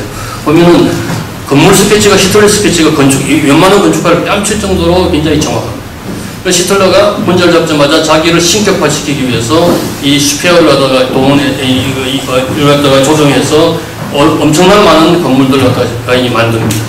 많은 예들도 있지만 시간이 없어서 이 게르마니아라고 하는 도시만 소개하겠는데 베를린을 대조하는 거죠. 제3제국을 갖다가 이제 추종했으니까 베를린 브란덴부르크에서 우선의 링겐의 길들이 내리는 길을 넓히고 그 주변에 있는 건물을 다 허물고 이걸 로마식 건물로 다 만들었습니다. 그리고 맨 끝에 제3제국 의회의상을 만드는 게 목표였습니다. 많은 부분이 완성이 되었고 최종적으로 남아있는 게 이 건축을 하는 건데 그 당시 있었던 이 독일 제국 의회의사당과 모형 비교를 해보면 이게 얼마나 더 어마어마한지 알 수가 있습니다. 높이가 무려 330m고 다이아미터가 300m 엄청난 거대 건축물이고 15만 명을 한꺼번에 수용할 수 있습니다. 그 전에 뉴런베르크 전당대회라고 하는 곳에서 이런 류의 공간적 경험을 한 적이 있습니다. 사람들을 10만 명을 갖다 모아놓고 몇 시간을 갖다가 밤중에 불 하나도 없이 사람들 공포에 질리게 한 다음에 히틀러가 등장하면서 스포트라이트를 비추고 히틀러가 연단에 오르면은 330개의 서치라이트가 그냥 하늘을 갖다 밝히면서 빛의 궁전이라는 이름으로 앞으로도 지냈는데 그 모인 사람들이 그냥 환각 상태에 빠져서 하이 히트를 연호하지 않을 수 없게 만드는 이런 류의 분위기를 만드는 게 목표였습니다. 이 건축이라고 하는 게 이인적 건축의 대표적인 거 아닙니까? 그러니까 이 봄, 우리는 하나의 세계 아래에 있다고 하는 거고, 이걸 바치는 지체화된, 평균화된 무개성의 어떤 군중들, 이게 이제 이런 이념의 건축에 항상 등장하는 그런 모티브입니다. 다행스럽게도 이 건축은 완성을 하지 않고 기록만 남는데, 이 건축이 부분적으로 이 완성된 곳이 있는데, 그게 바로 여기에서 완성됩니다.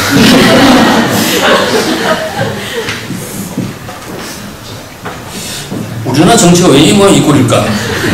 건축이 우리를 바꾼다고 저는 그렇게 주장하고 그래 믿고 있으니까, 이 건축 속에서 정치가 이루어지는 한 저는 결코 낙방할 수가 없다고 합니다.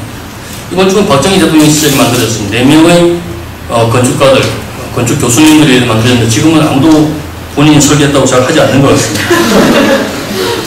이 건축의 요체는 이 안에는 7층 건물입니다. 7층 건물이 있으면 이 건축은 다 해결됩니다. 그런데 권위가 없으니까 이게 이제 이 기둥으로 열줄을 만들죠. 이 열줄은 내부의 건물하고는 아무 관계가 없어요. 독립적으로 서 있습니다. 열줄만 있으면 안 되니까 이게 애꿎은 처마를 끄집어내요.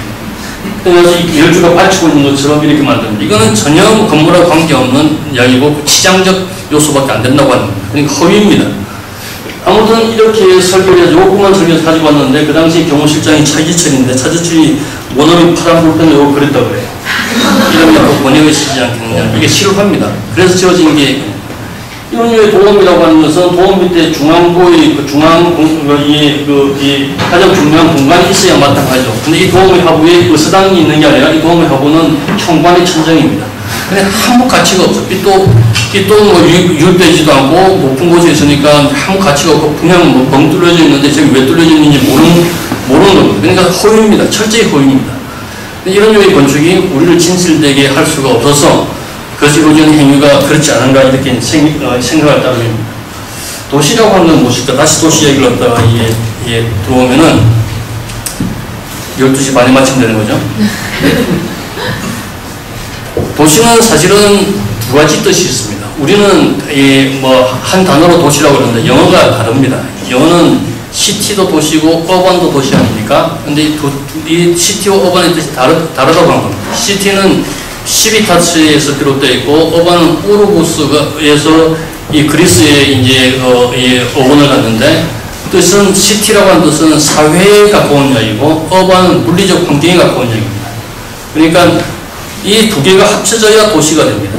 근데 우리는 그냥 도시라고 그러죠. 이 중국말로 한자로 성시는 그 뜻이 좀 분명합니다. 성이라고 하는 건 이미지에 관한 이야기고, 시라고 하는 건 그 내용에 관한 이야기거든요. 그러니까 쉽게 이야기하면은 이 시티라고 하는 소프트웨어가 어반이라고 하는 하드웨어 속에 들어가야 같이 있어 이 도시가 된다고 하는 겁니다. 도시는 사실은 굉장히 만들기가 어려워요. 왜 어렵냐면은 사회를 만들기 어렵기 때문에 그렇습니다. 사회는 도시의 가장 특징이 익명성 아닙니까? 서로 모르는 사람이 모여서 사는 공동체가 도시입니다. 그러니까 서로 모르는 사람들이 모여 사니까 굉장히 서로 합의가 되는 법들이 필요한데, 합의를 하기가 이익이 달라서 합의하기가 힘들어요. 그래서 어떤 사회를 만들 것인가, 이걸 같이 공유한다고 하면 지역이 어려워서 굉장히 시간이 오래 걸립니다. 그러니까 도시를 만들기 어렵다고 하는 게, 새로운 도시를 만들기는 지역이 어렵다고 하는 게 정설입니다. 그렇지만 우리가 지난 시대에 도시를 갖다가 신도시를 갖다가 어렵게 만들었습니까? 그렇지 않습니다. 분당 같은 도시는 50만 명이 사는 도시를 5년 만에 만들었어요. 이거는 신기록 기적 같은 이야기입니다. 많은 도시학자들이 분당을 갖다가 이 5년 만에 50만 명이 살게 되니까 많이 보러 왔어요. 보니까 이 자기네들이 수십 년 전에 폐기한 도시 이론으로 다 만드는 거예요. 우리는 도시를 어떻게 만듭니까? 이건 정치 권력과 자본 권력이 야합해서 만든 게 도시거든요. 정치가가 어떤 도시를 몇만 원을 갖다 짓겠다고 약속을 하면은 건설 자본이 이제 들어와서 이걸 갖다가 합해서 만듭니다. 정치가 자기 임기 내에 만들어야 되죠. 그러니까 5년, 10년이 다 끝내야 됩니다. 그러니까 사회를 어떤 사회 만들겠다고 이게 그냥 이 공문에 붙이면 이거는 하고 세월입니다. 그러니까, 어떻게 만듭니까? 서양 사람들이 갖다 버린 마스터 플랜을 갖다가 들고 와서 아무도 없는 데 가서 이걸 갖다 깔아놓습니다. 마스터 플랜이라고 하는 것은 평지를 전제로 해서 만들어진 그림입니다. 그러니까 우리나라에 뭐 평지가 어디 있습니까? 그러니까 산이 있으면 깎고 계곡이 있으면 메우고 물길을 있으면 돌려가지고 엄청난 토건량을 유발시키면서 만든 게 우리의 도시입니다. 그러니까 이 사람들은 도시 정작 만든 사람 현지에 가볼 생각도 안 합니다. 그냥 지형만 가지고 이 지도만 가지고 그걸 얹어가지고 만드는 게 우리 보통의 도시 하는 사람들이 만드는 그런 어떤 내용들이라고 합니다. 그 도시에서 사회가 형성이 안 되겠습니까? 그래 어반이라고 하는 것이 이런 물리적인 이런 구조를 만들기 쉬우니까 만드는데 자연히 몇십만 명이 살게 되면 사회가 형성됩니다. 사회가 형성 다 되는 어떤 사회입니까? 서양 사람들이 폐기한 사회라고 한 겁니다. 근데 분당이 만들어지면 이런 류의 사회가 실패해야 마땅하죠. 근데 분당이 성공했어요. 왜 성공했습니까? 도시가 성공한 게 아니라 부동산이 성공해서 그렇습니다. 부동산이 성공하니까 사람들이 행복한 줄 알게 되었어요. 그동안 그렇게 세뇌를 받았으니까. 근데 사람들이 행복해 하니까 자치까지 올라가서 재산가치 올라가서 행복해 합니다.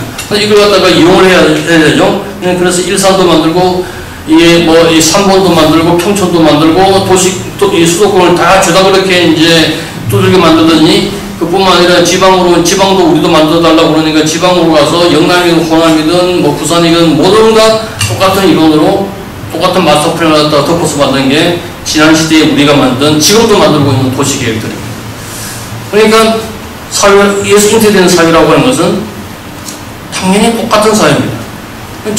제가 건축을 하면서도 이런 도시에 가면 어디가 어딘지 분간을 못해요. 뭐 똑같은 그림으로 똑같이 만들었으니까 그런 풍경이 만들어질 수밖에 없죠. 그런 풍경 속에서 만들어진 사회, 똑같은 사회가 되어서 이게 우리가 지금부터 겪게 될 지역적 정체성의 혼란이 상실이 여기에서 비롯된다고 하는 사실에 대해서 대책이 필요하다고 합니다. 사실 이 사건은 어떻게 생각하면 로마 시대 때부터 서양 도시의 출발이 된 도시부터 출발했는지도 몰라요. 팍스 로마 시대니까 지금은 뭐 팍스 아메리카나 시대 아닙니까? 좀 있으면 팍스 치나 뭐 이게 될 거라고 그러는데 팍스 로마나의 시대 때, 그러니까 로마의 평화가 세계의 평화의 시절에 서양의 많은 도시들이 로마의 군단을 주둔지를 삼아서 원형을 삼아서 발전한 게 서양의 도시입니다. 파리가 그렇고 파리의 10대 섬이라고 하는 걸 있고 런던의 시티, 비엔나의 빈데보나, 쾰른 이 모든 도시들이 전부 다 그 원도심을 쫙가보면은 이런 류의 로마 군단 주둔 캠프의 지도가 나옵니다. 캠프라고 하는 것은 로마에서 온 길, 카르도로 오는 길과 데프마누스라는 길, 교차점에 포럼을 두고 헤드쿼터에 있고 인슐라라고 하는 군대 막사를 짓고 전체를 갖다가 부르면 이 캠프가 성되는데 이게 정착이 되면 이렇게 발전하고 더 정착이 되면 현대 유럽의 가장 오래된 도시들이 대부분 다 로마 군단 주둔지였습니다. 그리고 군단이 레기오라고 그러니까 레기오가 리전으로 이리전의 어원이 이제 된 그런 상황이죠. 이 캠프라고 하는 것은 문제는 캠프라고 하는 것은 평지에 쉽게 펼쳤다 젖었다 하는 게 이게 캠프니까 워낙이 평지를 찾아갈 수밖에 없습니다. 그러니까 이것은 서양의 도시 원래의 개념이라고 하는 것은 다이아그램에서 비롯됐지 결단코 땅하고 비롯된 게 아니라고 합니다. 심지어는 현대에 들어와서 파울로 솔레이는 드디어 이제 땅을 버리고 이런 류의 도시를 짓자고 이렇게 제안을 하게 되었습니다. 혹은 콘스탄틴 어떤 상황주의자들이 그린 도시들의 모형입니다. 땅하고는 전혀 무관한 도시입니다. 혹은 이런 아키그람이 그린 이런 워킹시티, 기계화된 도시, 땅하고는 전혀 무관한 도시가 이 서양 사람들이 생각하는 도시의 그런 어떤 기본적인 개념이라고 합니다. 인스턴시티 이런 류의 도시들. 물론 이런 류의 도시들은 기록만 있고 제안만 되었지 실현되지는 않은데 부분적으로 실현된 곳이 바로 이게 두바이입니다. 두바이는 이런 류의 그림이 환상적인 그림이 가능합니다. 얼마 전까지만 하더라도 우리 그 대통령하고 지방자치단체장들이 모두 두바이에 몰려가서 두바이를 배우자고 군청의 이 간판 위에 서붙여놓고 막 그랬죠. 두바이 붐이 일어났을 때입니다. 그러다 두바이가 몇 년 전에 디폴트에 빠지면서 은근히 그 현수막도 내려놓고 없는 듯이 하지만은 두바이는 이런 류의 그림이 이런 얇고 그리고 구름 같은 모양 환상적인 그림이 가능한 게 두바이 땅이라고 하는 건 워낙 이렇게 사막입니다. 워낙 아무것도 가지고 있지 않는 사막이고 바람 불면은 전혀 모든 기억을 갖다 휩쓸어가는 부분이기 때문에 저런 흰 백지, 저런 타블라 라사 같은 그런 어떤 백지 상태에서 어떤 그림을 그려도 가능하지만 우리의 땅이 이런 공백의 상태가 아니라고 하는 사실입니다. 우리의 땅은 워낙에 이렇습니다. 워낙에 산이 있고 물이 있고 이런 류의 풍경, 나무가 있고 풍경이 아주 강건한 그런 어떤 땅의 무늬가 있는 게 우리 땅이고, 우리 선조들이 이 땅을 갖다가 머리에서 건축을 생각하지 않고 땅을 보고 나서 건축을 생각한 결과가 이런 류의 건축을 합니다. 그러니까 이 산 속에 이게 산의 기본을 건드리지 않기 위해서 가만히 새로운 무늬를 덧대는 겁니다. 이게 터무니에 관한 얘기입니다. 터무니라고 하는 게 터에 새겨진 무늬를 터무니라고 합니다. 터무니가 있다 없다, 터에 새겨진 무늬가 있다 없다고 하는 겁니다. 터무니가 우리 존재에 관한 물음이죠. 터무니가 있느냐 없느냐. 그러니까 우리 선조들은 이미 하이데크 이전에 우리의 존재는 터와 관련이 있다고 하는 걸 믿었던 사람. 아파트를 어떻게 짓습니까? 아파트는 이런 유의 터에 새겨진 무늬를 갖다가 간간히 없애고 짓는 게 아파트죠. 그러니까 아파트는 터무니없는 집입니다. 아파트에 사시는 분들 많죠? 터무니없는 사람을 사시는 분이라고 생각합니다. 저는 건축이나 도시 설계가 딴 게 아니라고 생각합니다. 모든 땅이 오랜 역사를 가지고 있고 오랜 무늬를 가지고 있습니다. 더러는 자연이 새겨진 무늬고 더러는 우리가 살면서 새긴 인문적 무늬입니다. 그 무늬를 밝혀내고 우리가 새롭게 살기 원하는 새로운 프로그램의 무늬를 덧대면은 그 건축 설계가 끝이 나고 도시 설계가 끝이 난다고 하는 겁니다. 이게 뭐 실제로 천문도 있고 인문도 있는데 지문이 없을 리가 없다고 하는 겁니다. 그래서 지문이라는 말을 제가 만들었습니다. 땅에다가 새겨져 있는 그냥 자연적인 무늬뿐 아니라 우리가 사는 내용을 갖다가 집어넣어야 된다고 해서 글문으로 바뀌고 영어로도 랜드스크립트라고 하는 말도 제가 만들어서 요즘 제 쓰는 건축의 중요한 그런 키워드로 삼고 있습니다. 시간이 많이 가서 한 가지만 제가 보여드리고 마치겠습니다. 터무니를 지운 동대문 DDP를 설명하기 위해서 보았는데 남 욕하는 일은 잘 안 하려고 안 하는 게 오래 생긴 것에서 좀 종묘 우리 서울이 굉장히 얼마나 참 난감한 곳이죠. 도시가 되려면 좋은 성공한 도시가 되려면 세 가지 요소가 있어야 된다고 합니다. 하나는 성소가 있어야 되고, 두 번째는 도시의 적당한 밀도가 있어야 되고, 세 번째는 도시의 아주 왕성한 비즈니스가 있어야 된다고 하는 게 이게 현대 도시의 성공의 지름길이라고 하는데, 그 중에 특이한 것이 성소에 관한 부분입니다. 사실 모든 도시가 사실은 이 경건한 영역을 다 갖고 있습니다. 소위 이 무덤들입니다. 아니면은 뭐 이게 이 위대한 사원이나 교회나 사찰이나 그런 게 도시 시내 가운데 있어서 그 부분이 도시민으로 하여금 항상 생활을 갖다가 일상을 살면서 타락해가는 영성을 갖다가 추스릴 수 있는 모멘트가 되는데, 서울은 아시다시피 무덤을 갖다가 만들 수가 없도록 철저히 다 이게 심지어는 성당에서도 닭골장을 만들면 동네 주민들이 벌떼처럼 일어나서 반대하는 것이 이제 그러니까 우리에게 죽음이라고 하는 걸 갖다가 완전히 몰아내버렸죠. 그래서 지을 수가 없습니다. 그러면 불구하고 딱 하나 남아있는 것이 바로 종묘입니다. 정말 조선왕이 신의를 모시고 지금도 이제 있는 곳이니까 굉장히 성스러운 곳입니다. 죽은 자와 산자가 만나는 곳이 가운데 있다. 도시의 정 가운데 있다고 하는 것은 대단히 중요한 일입니다. 저는 여기서 제 건축의 정체성에 굉장히 의문이 들 때는 혼자서 찾아가서 새로운 에너지를 갖다가 지금도 없곤 하는 곳이 이곳입니다. 오후 한 4시쯤 가면 사람들이 거의 없어서 그때가 저한테는 제일 좋은 때입니다. 그래서는 이게 죽은 자가 있는 공간이고, 이거는 우리가 산자가 있는 공간인데, 이 공간이 죽은 자와 산자가 같이 만나는 매개적 공간이죠. 사실은 종묘 정전이 90m 가까이 됐다고 해서 동양의 프라테논이라고 해서 이 건물을 위에 찬탄하는데, 이 건물 또 물론 뭐 좋긴 하지만 이 건물답게 하는 것은 옆 비어져 있는 이 공간 때문이라고 하는 것을 갖다 강구해서 안 됩니다. 이런 비움, 이 절대적 비움이 이 건물을 갖다 건강하게 하고 우리를 갖다가 우리에게 새로운 에너지를 갖다가 이제 부여하는 곳이라고 합니다. 뭐 서울이라고 하는 곳이고, 이 서울이라고 하는 것은 지금 사실은 굉장히 여기 이제 이 동대문이 원래는 이게 이 진맥이 다 통해서 이렇게 연결되어 있었는데 이게 다 잘라져 버렸죠. 그래서 지금 세운상과 군이 이제 이렇게 되어 있는데, 사실 그것은 김수호 선생님께서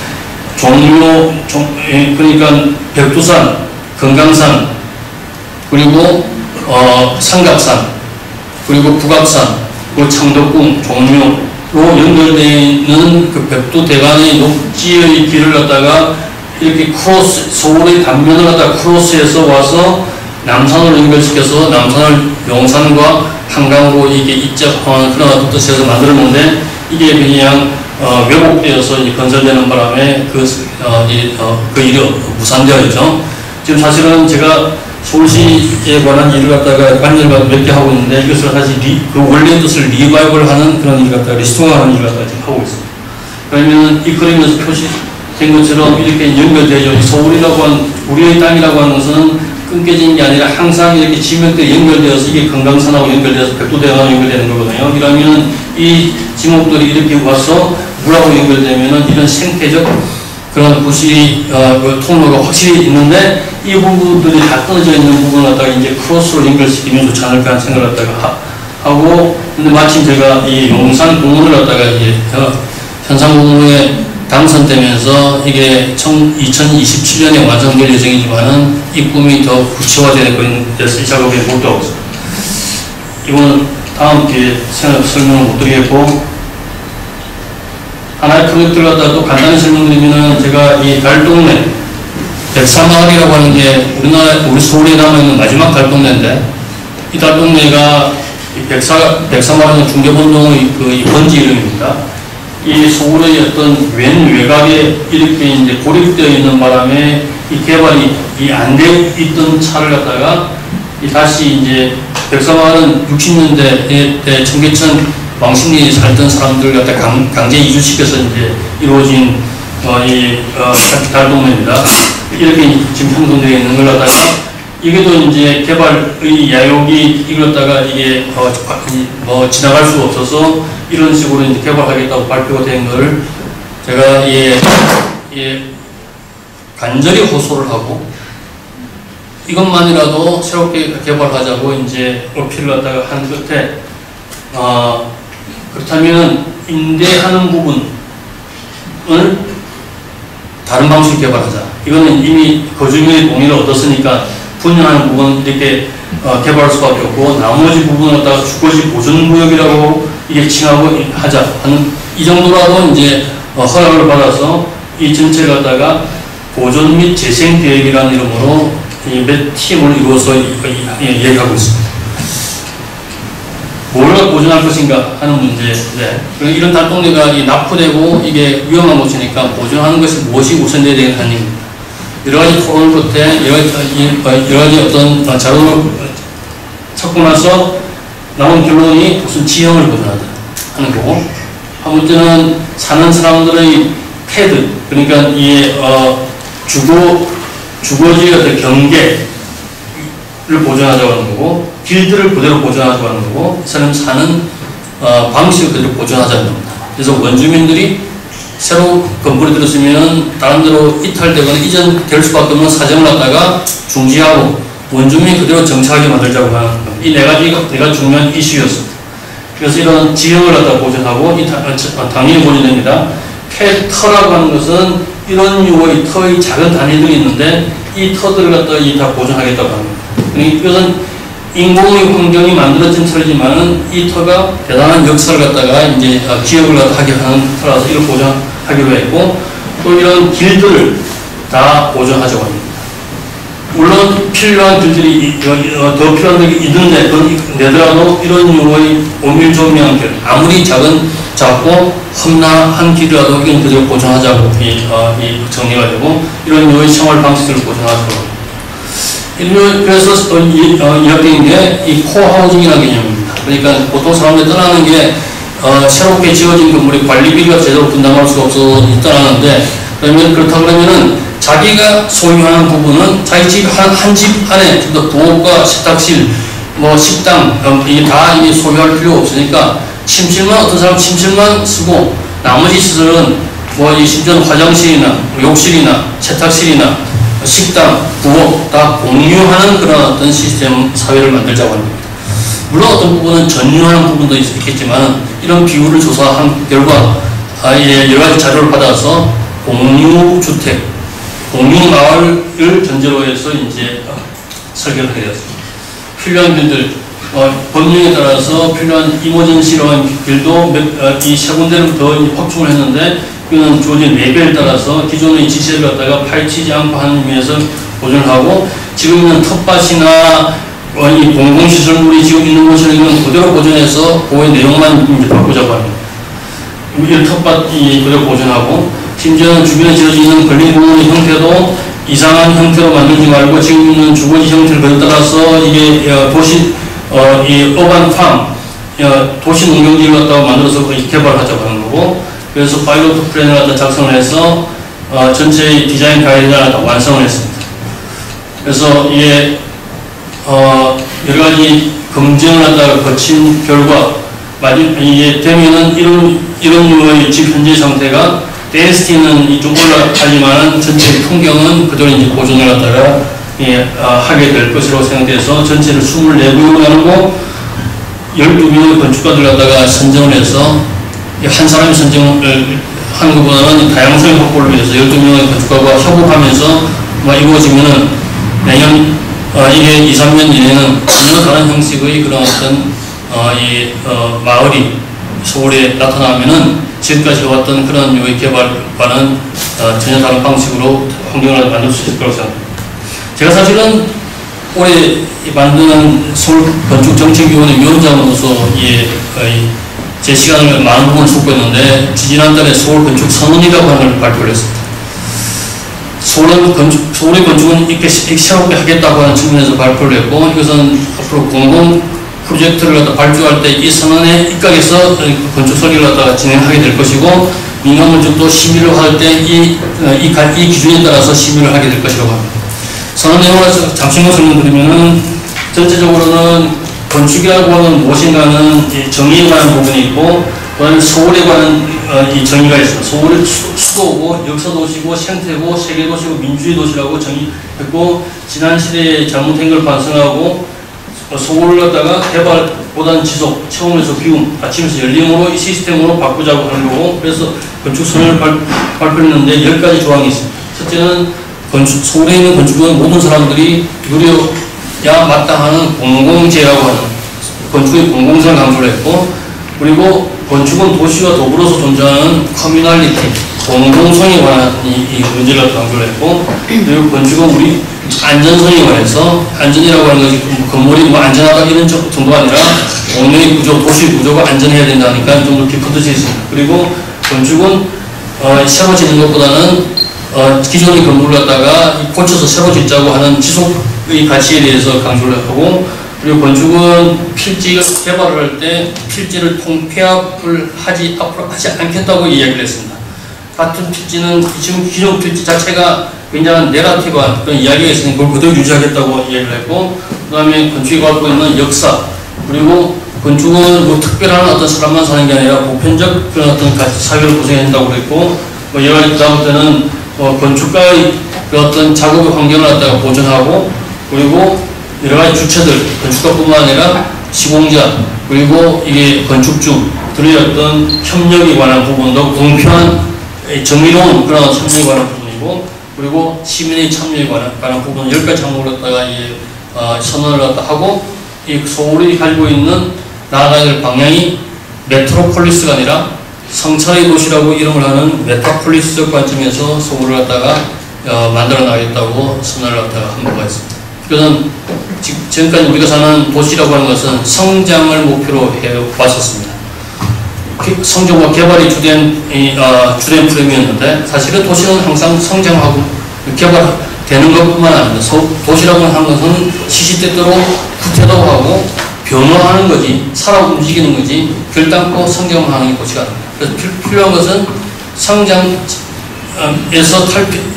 변두에서 이탈해서 연대해서 우리가 같이 이루는 게 가장 중요한 가치라고 하는 겁니다. 마지막으로 한 가지만 말씀을 드리고 마칩니다. 하르부르크라고 하는 도시가 있습니다. 이 함부르크 밑에 있는 이 도시입니다. 이 도시에 1986년에 이 홀로코스트 유대인 확살 기념탑에 관한 설계 공모가 있어서 요한 게레츠와 에스터 게레츠라는 조각 부부가 당선이 되어서 세운 탑입니다. 12m 높이의 아주 단순한 탑인데 이 탑이 단순하지 않은 게 매년 2m씩 꺼집니다. 땅으로 꺼지는데 이 조각가 부부가 이게 이제 이 현판을 게시판을 하나 걸어놓고 글을 썼습니다. 어떤 글이냐면은 지나가는 시민에게 당부하는 글인데 와서 자기가 나치 시대 때 당했던 그런 어떤 괴로움을 써달라고 합니다. 지나가는 시민들이 와서 그런 파시스트들에게 당했던 괴로움, 분노, 고통, 슬픔들을 갖다가 이렇게 써내려갑니다. 그래서 탑은 표면은 이렇게 낙서로 이런 유의 기억의 글로 채워져서 점점 이 탑이 매년 2m씩 땅으로 꺼져서 1993년에 완벽하게 땅으로 사라졌습니다. 이러면서 사라지는 기념탑입니다. 이 탑을 만든 작가가 이야기를 하길 분류에 대항하는 것은 탑이 아니라 인공 구조물이 아니라 우리 스스로여야 된다고 합니다. 저는 여기에 건축가 도시의 진실이 여기에 있다고 생각합니다. 건축가 도시는 언젠가는 허물어질 수밖에 없습니다. 중력의 힘을 받아서 허물어지든 폭격에 의해서 허물어지든 경제적 가치에 의해서 허물어지든 언젠가는 허물어집니다. 영원히 서 있는 건축가 도시는 있을 수가 없습니다. 중요한 것은 우리가 거기에 같이 있었다고 하는 사실만이 중요하고 그것만 진실이 됩니다. 그 기억이 중요하다고 할 때 우리가 어떤 거주 풍경을 만들어야 될까 하는 것은 저는 자명하다고 생각합니다. 시간 넘어서까지 진지하게 들어주신 여러분들에게 감사합니다.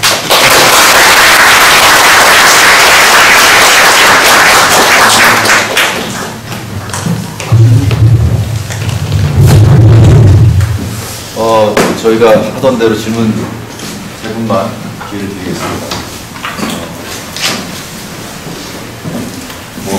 다 아시죠? 그런 방식은 손 들고 본인 소개 간단하게 하고 질문하시면 되겠습니다. 오늘 선생님 말씀해주신 것을 들으면서 건축가 도시라는 것이 결국 어떤 단순한 물리적 풍경 이상의 그 삶의 이야기가 좀 더 들어가야 되는 게 아닌가 이런 생각을 좀 했습니다. 꼭 여기 건축을 하시는 분만 보신 게 아니기 때문에 편하게 자기를 가지고 계신가 궁금하면요 이렇게 말씀해 주시면 되겠습니다. 조용하네요. 오늘 분위기가 이상하네. 비가 와서 이런 거죠. 오늘 수업을 듣기 위해서 평상시 금요일과 다르게 술도 안 먹거든요. 날씨를 떨어서 이렇게 또 이렇게 하시는 깨끗한 얼굴만 안 드시는 건 아니시고. 질문을 위한 준비하지 마시고 안 하셔도 됩니다. 저는 제가 그러면 질문이 없습니다. 질문이라기보다는요. 오늘 좀 너무 그동안에 가르쳐주는 좀 감동을 많이 저희가 아파트에 살다가 이제 단독으로 이사 들어가려고 하면서 지금 되게 오래돼서 수리도 해야 되고 그런 것들이 많이 있어서 이렇게 알아보다 보니까 주변에서 불편함이 느끼신 거죠. 공사를 해야 되니까 차도 빼줘야 되고 먼지도 날리고 그래서 그런 거를 집에서만 이렇게 얘기하는데 그게 되게 이제 심적 고통까지로 오게 되는 상황에 옆에서 딸아이가 보더니 단독주택이 아니네 그러는 거예요. 그래서 단독주택이 우리만 사는 게 아니라 이렇게 공동이 같이 사는 그런 거라는 거를 이제서 이제 깨닫고 그런 느낌이 드는 와중에 이제 이제 교수는 강의적이니까 우리가 단독이 아니라 이렇게 주변도 생각하면서 그렇게 살아야 되는이라는 그런 느낌을 이렇게 막연하게 들었어요. 그리고 또 하나는 이 백사마을 준비하면서 어떤 이렇게 무슨 프로젝트를 하면서 거기에 있는 캠퍼스는 어떤 생각을 갖고 일을 진행하는지에 따라서 전부 다른 모습으로 그 백사마을에 대한 되게 기대가 되고요. 잘 됐으면 좋겠습니다. 네, 건축이라고 하는 게 되게 건축은 개인의 소유가 될 수는 없다고 생각하거든요. 자기가 비록 개인 집을 갖다가 짓기 위해서 개인도 집을 짓는다 하더라도 건축은 자기가 사용권만 가진 소유권은 시민과 사회에 있을 수밖에 없습니다. 왜냐하면 옆집에 있어 나도 이제 영향을 갖다가 받지 않을 수가 없는 거거든요. 건축은 워낙에 기본적인 책무가 공공적 가치의 증진이 있습니다. 그래서 건축가가 누구에게 봉사해야 되느냐 이게 굉장히 중요합니다. 건축가는 건축적으로 의뢰를 받고 일하는 건축가인데 그렇다면 건축주에게 봉사해야 되느냐 건축주의 이익과 사회의 이익이 상치될 때가 곧자리 있거든요. 그럴 때 건축가는 그게 이익이 같으면 참 다행이지만 상치될 때 건축가는 사회의 이익의 편을 들어야 됩니다.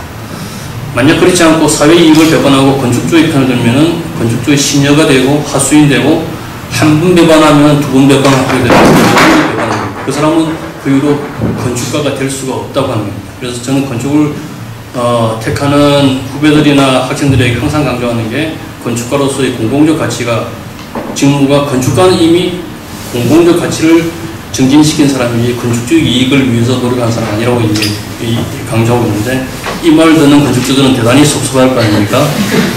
자기 집 설계해달라고 모시고 왔는데 이 집이 자기 집이 아니라고 하니까 그래서 저도 사실은 젊었을 때는 그런 이유로 갈등도 많았지만은 단호히 그 이야기가 하는 바람에 그 제 얘기를 듣고 실망해서 돌아간 건축주들이 몇 년 후에 정말 중요한 프로젝트를 갖다 가지고 다시 찾아오는 경우를 몇 번 봤습니다. 그러면 그분들을 위해서 열을 제쳐놓고 봉사를 갖다 해줄 수가 있죠. 그러니까 이게 건축이 가지고 있는 윤리입니다. 건축의 공공성이 굉장히 중요합니다. 지금 말씀하신 게 단독주택이 자기 단독주택이 아니라고 하는 게 그런 의미라고 저는 좀 그렇게 연결해서 해석하고 있습니다. 네. 그만해도 되겠죠. 질문 있으세요? 질문 없으시면 제가 여기 얌전히 앉아있는 학생들을 대신해서 한 가지 질문만 드리고 자리 마치도록 하겠습니다. 사실 우리나라에서 건축교육이라는 것이, 특히 대학교육이라는 것이 어떻게 보면 건축공학과 아니겠습니까? 공학으로 건축이 돼 있고 그러다 보니까 보통 건축가, 그리고 아까 영화에서도 말씀하셨다시피 아키텍트잖아요. 아키텍트가 해서 으뜸이 되는 자인데 어떻게 보면 건축이 단순히 건물을 짓는 것이 아니라 사회와도 연결이 될 수도 있고 정치와도 연결이 될 수 있고 기술과 엔지니어와 다양한 연결되어 있는 사람들의 어떤 느낌이 되는 자다 이렇게 생각이 드는데 건축 공부하는 학생들에게 제공되는 교육의 프로그램은 그렇지 않은 것 같습니다. 그래서 선생님께서 생각하시는 건축가가 어떤 건지 한번 말씀해 주시고 학생들에게 좀 좋은 말 쓰시면. 건축가에서 건축가가 이제 그리는 도면 중에서 가장 기본적인 도면이 평면도 아닙니까? 평면도를 볼 수 있는 사람이라고 하는 것은 세상에 한 사람도 없습니다. 평면도를 갖다가 보려고 그러면 무한히 시점을 갖다가 하늘로 굉장히 무한대로 올라가야 볼 수 있는 도면이 평면도입니다.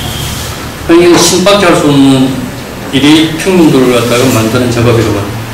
이 말은 굉장히 큰 의미가 있습니다. 근데 건축가가 자기 집을 설계하는 게 아니죠. 나무 집을 설계하는 거니까 자기를 항상 객관화시킬 줄 알아야 됩니다. 이게 필수적인 요건입니다. 자기를 삼자화시켜야 됩니다. 삼자화를 시키려고 그러면은 자기를 어떤 집단이든지 어떤 그룹에서 속하려고 하지 말고 자기를 갖다가 추방시켜야 됩니다. 에드워드 사이드라고 하는 오리엔탈리즘을 쓴 작가가 권력과 지성이라고 하는 책을 쓰면서 지식인이라고 하는 뭐냐? 자기 스스로를 경계 밖으로 추방해서 경계 밖에서 경계 안을 갖다 관찰하고 감시하고 대안을 내놓는 자가 지식인이라고 했습니다.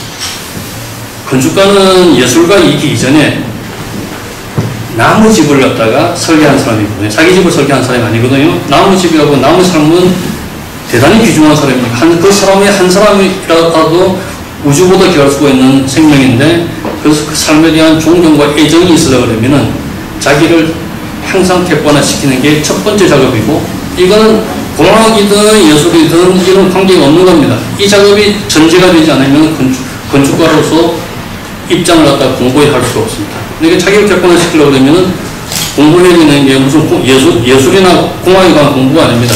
삶에 관한 공부니까 문학이나 영화나 이건 이 줄거리청 봐야 되고 왜 살았는지를 알기 위해서 역사를 공부해야 되고 왜 사는지를 알기 위해서 철학을 갖다 공부하지 않을 수가 없는 거죠. 그러니까 건축가의 기본적인 공부라고 하는 것은 이 문사철에 관한 거니까 이게 인문학이니까 건축을 굳이 어떤 장르에 집어넣으려고 그러면 인문학에 관한 거지 결단코 공학이나 예술이 아닙니다. 생각해 보십시오. 인류가 시작될 때 집이 먼저 있었지 기술이나 예술이 먼저 있지 않았습니다. 기술이 예술이 없던 시절에도 집은 있었습니다. 선후 관계를 봐도 그렇습니다. 그런데 건축은 그런 게 아니라 제일 중요한 것은 자기를 객관화시킬 수, 자기를 항상 추방시킬 수 있는 사람입니다. 그러니까 자기 스스로 왕따시켜야 된다고 합니다. 그러니까 어느 집단에 속하려고 노력하지 마십시오. 어느 부류에 들어가려고 전혀 신경 쓰지 마십시오. 자기 스스로를 갖다가 객관화시키는 작업에 몰두하면 반드시 위대한 건축가는 아니더라도 좋은 건축가 됩니다. 위대한 건축은 사실은 우리에게는 필요가 없습니다. 유명한 건축은 필요가 없는지는 모릅니다. 위대한 게 아니라 유명하게 하게 되려고 하면 쉬워요. 건물을 조금이라도 비뚤게 만들고 이게 시뻘 꺾고 10%, 7만 하면 금방 유명하게 됩니다. 그게 좋은 건축이냐? 유명한 건축이 좋은 건축이 되기 더 힘듭니다. 좋은 건축이 우리를 갖다 건강하게 하지 결코 유명한 건축이 우리를 건강하게 하지 않습니다. 좋은 건축가 되는 방법이 그 방법이 아닐까 그런 생각이 듭니다. 지금도 저도 그렇게 노력하고 있습니다. 네, 오늘 좋은 말씀 들려주신 다시 한번 박수.